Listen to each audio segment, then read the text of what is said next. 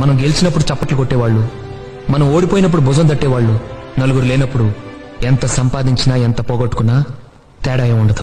వినే టైము చెప్పే మనిషి వల్ల విషయం విలువే మారిపోతుంది. ఇలా మరి నిజం చెప్పకపోవటం అబద్ధం, అబద్ధాన్ని నిజం చేయాలనుకోవటం మోసం.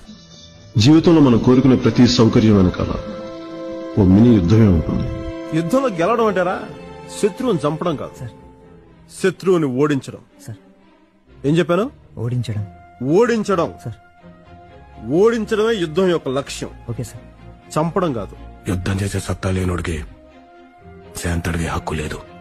నిజం చెప్పేప్పుడే భయం వేస్తుంది అన్న, చెప్పకపోతే ఎప్పుడు భయం వేస్తుంది. అద్భుతం జరిగేటప్పుడు ఎవరూ గుర్తించలేరు, జరిగిన తర్వాత ఎవరు గుర్తించాల్సిన అవసరం లేదు.